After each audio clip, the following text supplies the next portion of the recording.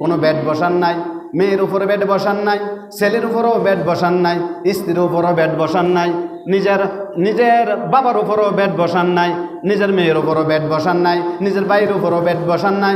এখন যখন আপনি চলতে পারেন না, কামাই করতে পারেন না, রোজগার করতে পারেন, আপনার ছেলেরা রোজগার করে বিদেশ গেছে কামাই করে, এখন মায়ের উপর আর বাবার উপরে বেড বসায় দিছে, এখন বেড বসায় দিছে। ঠিক না ভাই? ঠিক।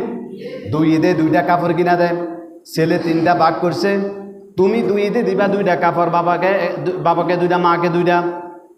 2 ঈদে 2টা কাপড় দেওয়ার পর মাঝখান দেওয়ার দেয় না, গত ঈদে নাই দিছি।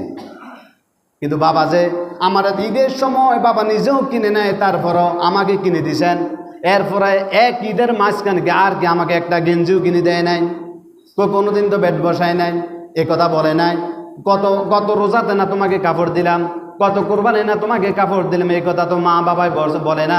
কিন্তু সন্তান তো এখন বেড বসায় দিছে, আগের মতন কাপড়ও ব্যবহার করতে পারে না, আগের মতন খাবারও খেতে পারে না। সন্তানের 3 ছেলে ভাগ করে দিয়েছে 10 দিন 10 দিন করে।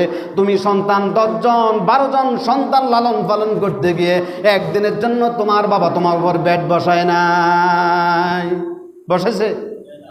এই বাবা এক রতের কামাই দিয়ে 8টা সন্তানকে লালন পালন করেছেন, কাপড় চোপড় দিয়েছেন, ওষুধ আদি খাওয়াইছেন, এবার সংসার পরিচালনা করছেন, তাদের কাপড় চোপড় দিয়েছেন, এরপরে ডাক্তার দেখাইছেন, এরপরে খাবার খাওয়াইছেন।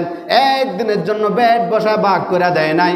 সন্তান তুই আমার ঘরে 3 দিন খাইবি, আর 3 দিন কোথায় খাবি আমি জানি না, আরেক 3 দিন ওই অন্যজনে খাইবে, আবার 3 দিন অন্যজনে খাইবে।